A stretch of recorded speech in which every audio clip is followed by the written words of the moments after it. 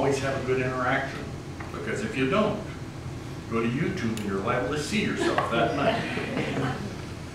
And you don't want that, because one bad interaction goes viral. My son-in-law, I have a 1-year-old I have a bunch of them, but my 1-year-old grandson, his father's a big skateboarder. And they were out skateboarding, and he has his 1-year-old on the skateboard, and he's on his skateboard, and he's holding the 1-year-old, and just skating, you know, on his flat surface. But the 1-year-old has a Sharks jersey on, which is the hockey team in San Jose, that's where they live. So my daughter takes a picture of the video, loads it up on, not YouTube, but one of the other sites that they use. And somebody saw it, photoshopped out the father. So the 1-year-old, it looks like the 1-year-old in the Sharks jersey is skateboarding by himself. And the Sharks organization picked it up and put it like on 50 different video sites. And apparently last time I checked, they had over 1 million hits of this 1-year-old skateboarding. And whoever photoshopped him out really did a good job. It looks like this 1-year-old skateboarding. He's not. But that's, you never know where it's going to show up. You never know what people are going to Photoshop into it. So make every contact a good contact and think in the back of your head, this might be going viral. If only policemen would learn that lesson. People are different from us no matter how close they may be to us. And the moment we fail to appreciate this difference, we become ineffective in persuading them. You're going to run into all sorts of people out there, and they're all going to be different.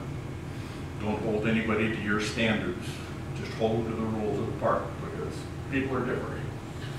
When we enter a scene, because of our uniform, people look up and watch us act.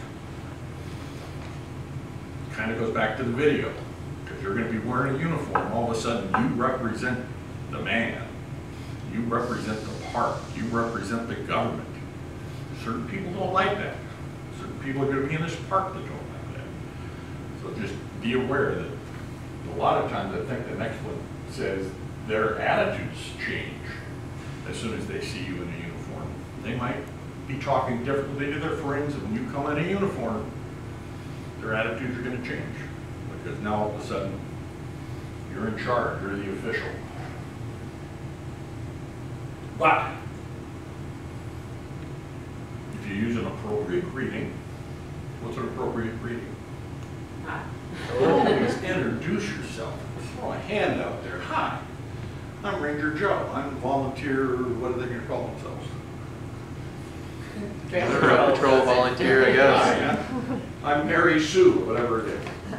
I'm a volunteer here at the park. I'm trying to keep the park safe. I'm stopping, you know, I want to talk to you today because I think you don't have to just stop to talk to people who are doing bad things. I want to talk to you today because you were using the trail appropriately. You stayed on the trail. Or I want to talk to you today because you were off the trail. And the reason that I want to talk to you about that is because, you know, all the reasons we talked about before. If you do that, you're going to sound professional. You don't need to be confrontational with anybody. If all of a sudden they want to have a confrontation, then you're going to change the way you deal with them a little bit. And at the very end, you're going to walk away because you don't want to get in a confrontation with anybody.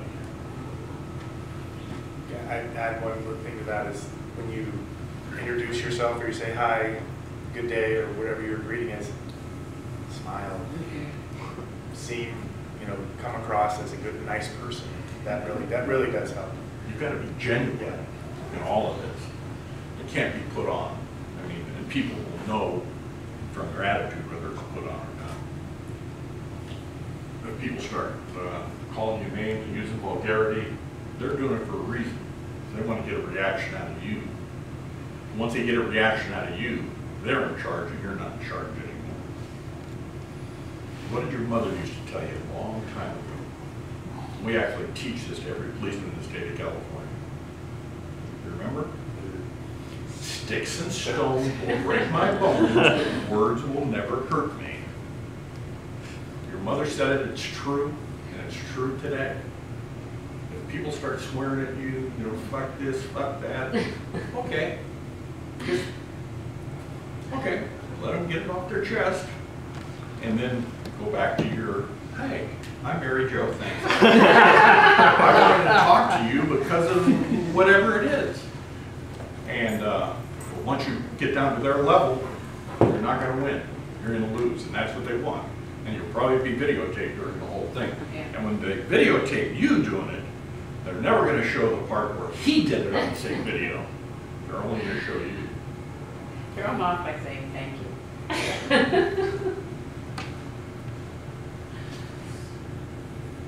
That might be the video. Okay. Yeah, give me 1 second. I can get it. Oh, there it is. Just press. It came up. You gotta work. Well, good job.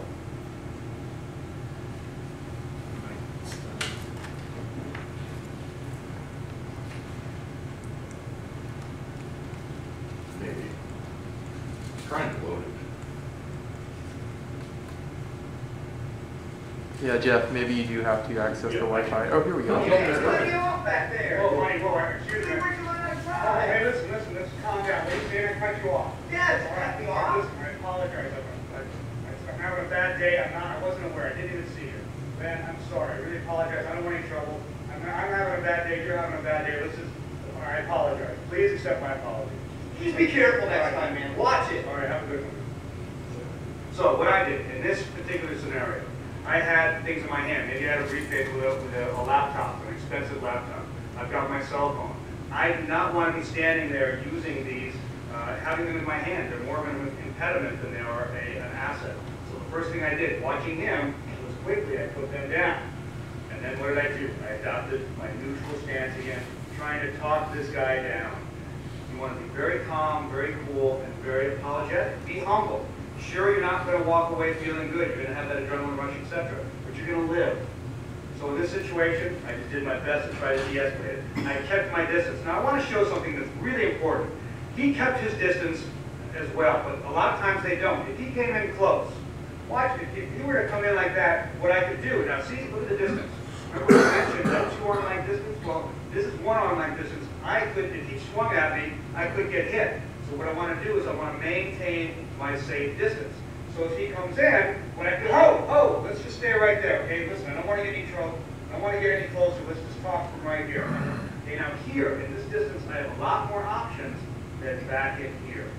One of the things that we guys are conditioned to do is to never back up because we're afraid or we'll look like we're chicken. That's crazy.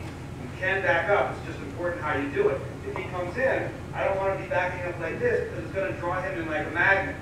What I want to do is I want to take a quick step back, reestablish what we call a firm boundary, bang, and then use my voice. I don't want any trouble. Let's calm down. Again, here we have a lot of options. And in this particular situation, it went as most will, if somebody does a good verbal defense, he backed away. There's another stance.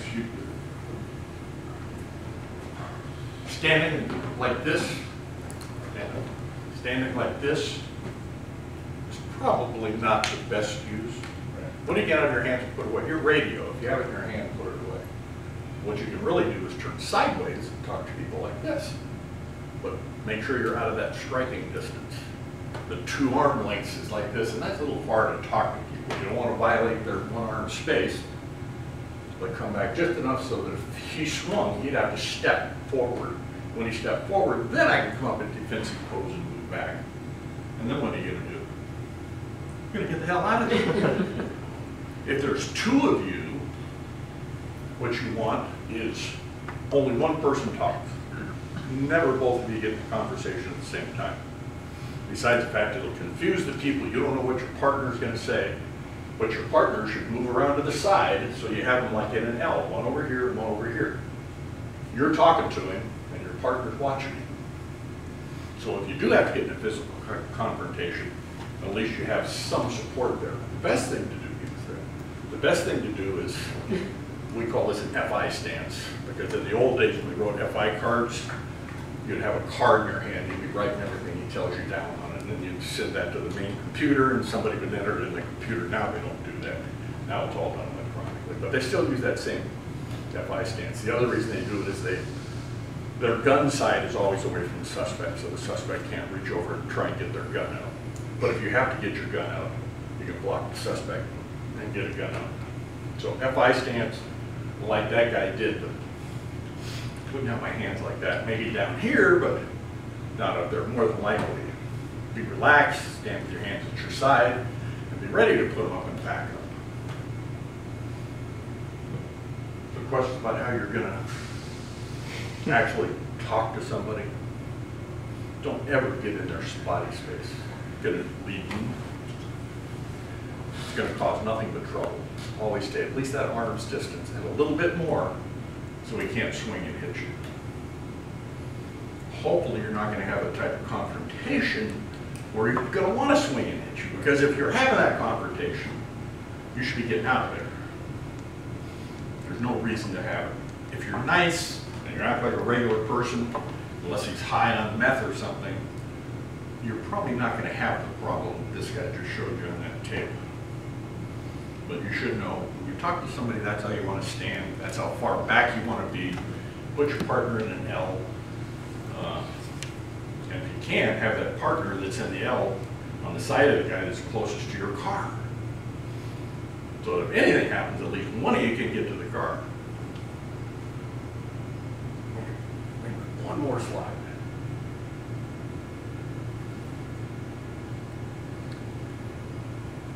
I think you might have to hit escape on the keyboard. That's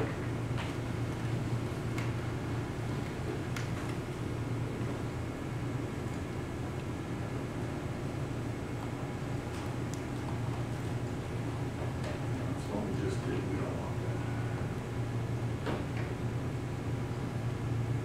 Do next again. I think it's up at the top. Where? Right there. Okay, phrases never used when you're talking to somebody. And I think these are important. These are things you should remember. Hey, you, come here. Chances are, unless they're in a hot pursuit, you're not ever going to hear a policeman say, hey, you, come here. Maybe something like, can I talk with you for a second? Because when you say, hey, you, come here, what's that telling the guy, that guy? Come in trouble. You're in trouble. And they're really not in trouble. Even for a policeman, though, you don't do that, because that's a flight or flight situation. You want to get in a foot pursuit, you can do that, because you're probably going to have to chase the guy. Can I talk with you for a second? Is a good response. I'm sure you'll think of some others that are just as good. The other one is, you go to two people arguing, calm down. It doesn't work. It's more like, it's going to be all right. Talk to me. What's the matter? Because again, calm down doesn't calm anybody down. It really doesn't. I'm going to tell you again. So you told somebody to get off the trail and he's not getting off the trail. Don't say, I'm going to tell you again. Because again, that's going to set that argument up with you. You don't want to do that. Something like, sir, is there anything I can say that would get you to come off the trail? I'd like to think there's something I can say or do to get you off the trail. Something like that. And if you're still not coming off the trail, what are you going to do? Get on your radio, call for a ranger, or drive out of there and tell a ranger, one or the other. You don't have to call a ranger every time somebody doesn't do what you say. You just need to be aware that they're not doing what you say. Go find one, tell them at the end of the shift, depending on what the guy's doing and how much damage it's going to do to the park and that sort of thing. Telling somebody, be more reasonable. Again, they're not going to be more reasonable if you tell them that. But if you tell them, let me see if I understand your position. Once you get them in a conversation, most people are going to calm down. So let me see, and then once you say that, there's a good chance they're going to tell you what their position is. And then you can tell them what the right position they should have is, and hopefully they'll listen to you. Because those are the rules. That's probably not a good thing to say either. Tell them why it's a rule. Tell them these are the rules and this is why it's a rule, and they exist for whatever reason, and don't be afraid to explain it. Most people will probably listen to you, and like we said earlier, they want to do right, so they're going to correct themselves. What's your problem? There are certain phrases that when you're a policeman or patrol deputy working out there that you know you can use and get in a fight. And that's one of them. What's your problem, buddy? You're a real sport. Really. Then you step on their toe where nobody can see if they're filming it. And what's the natural reaction when somebody steps on your toe? Oh, he's just assaulted a police officer. That's what we use. What's your problem? It should be, how can I help you? What's the matter? Because you want to be helpful, not confrontational. So they start to argue with her and say, what do you want me to do about it? Well, they want you to fix whatever their problem is. That's going to set up a confrontation. Instead, often sort the problem out, help them work towards a solution. Parking might be a good example in the parking lot. You know, they're going to double park or something. You don't want them to. And instead of saying, get in an argument, say, well, maybe you can park in the street, or maybe we can pitch in and I can help you get in right over here or something. I mean, that's what you want to do and not get in a confrontation with people. Or send them to somebody that can help them. Like you were talking about earlier, see somebody's going to have a wedding up there, you might tell them, you know, you probably should go down to the park office to get a permit to have a wedding up here. But tell them who can help them. So what do you think? Do you have a better understanding of how you're going to deal with people and how you're going to, I guess the major thing I can emphasize, think about it like driving a car. Always know what's ahead of you, always know what's behind you, always know what's to the side. When you stop and talk to somebody, know who's around, not just the person you're talking with, know who else is around. Know what else is around, what else is going on. I mean, if it's a large party with a bonfire and you pick out the ringleader and there's 100 drunks around you, not a good place to be. But you got situational awareness, know what's around you, know what's going on. And also, remember way back when Chelsea came to the Yes. scene, and then this guy, he's a regular bicycle rider there, but I had never seen him before, comes into the IC, and he starts talking about, you know, we were talking about hiking, and he goes, well, yeah, you know, you need to carry this and that because, you know, it's dangerous, you can get raped and all that. And right away, I probably overreacted. Oh, yes, I do. Remember, I we do called the remember this. sheriff? Yes. And I thought, that's kind of an appropriate Yeah, that conversation. He doesn't know me, yeah. And, you know, we checked him out, but, you know, my first reaction was, is he, do I have to worry about You him? listen to your gut. Yeah. Listen to your gut. Do. Yeah, yeah. And there's nothing wrong with being wrong once, or twice, or 3 times. Better be wrong 10 times than wrong the one time And I somebody didn't gets confront, I killed. did not confront him, I just Good. informed the Rangers about It's this. kind of a weird thing to say too. It was odd. It's So kinda- Yeah, it was it's kinda- odd, and he kinda looked odd suggestive. anyway, he looks Yeah. kind of out of, like, Mr. Wild Hair, you know? What else, other comments, or? oh, go ahead. I was just gonna say, we have employed these tactics here, and in the 15 years that I've been here, we've never had like physical confrontation with somebody. So as long as you stick to these rules and tactics, you're gonna be safe. So, And these are exactly what we teach policemen when they go through the academy. The same sort of thing, other than they're not allowed to back away. They can do like that guy did and back up. Well, they're still arguing with the guy, but at some point they may have to arrest the guy and then they're going to be moving forward. If it was a policeman, one of the things that gets them in trouble, we're taught in the academy, you never have to back down, ever. Because the law's on your side. Well, that's just not true. Sometimes you do back down, you never leave. You never just abandon a situation, but you can certainly back down and move forward when it's to your advantage to move forward.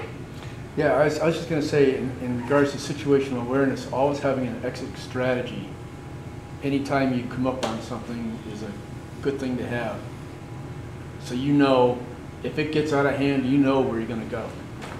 Right away, you're not waiting to figure out how am I gonna get out of here if this goes south.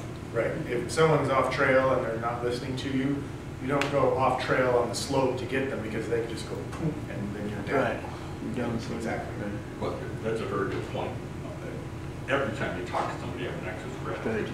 Right. When you park your patrol vehicle, make sure it's parked where you can get it out, Right. where you don't have to back up and back around. You don't have it stop in the middle of the trail. Who else is going to be there anyway? But so you can move forward in that thing.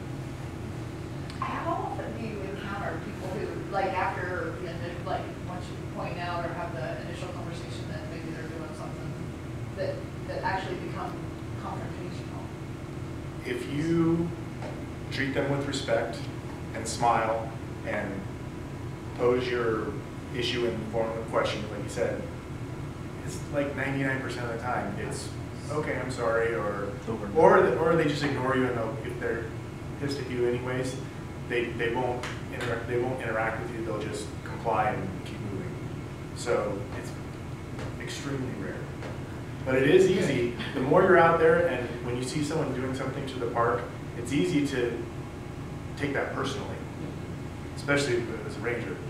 So you have to turn that off. You have to disengage that personal part. It's not personal, you need to get them to stop what they're doing. Yeah, I sometimes think the most, just hiking on my own is the dog issue. And people not picking up after their dogs or leaving the bag on the side of the trail. I say when I I'm never understood that. Yeah, I know. When I'm- And the garbage can's right there, when I'm hiking on the trail and I see people with their dog on a leash, and I pass them, I always tell them, thank you for having your dog on a leash. And they smile and they, Yeah. I think dog issues is the #1 issue, not just in this park, but everywhere. Yeah. Because some people like dogs and some people don't. Nico doesn't like this talk. Yeah, right. Well, I've never understood you. Yeah. Because I walk a lot, I don't run anymore. I'm in San Jose and in Truckee. I'm out in the mountains, walking. And here's a plastic thing full of dogs. Yeah. Well, why did the person that did all the trouble to knot it up and everything just carry it with them? Yeah. Or I don't know, the dog. Yeah. Yeah, it just, and the cigarettes. Dog people are different. Some are very respectful, some think their dogs can do no wrong. Yeah. So it might be your #1 issue. it's up there. What else? Take a break. Sure. Thank you, Dennis. Thank you. Thanks, Ben. Hopefully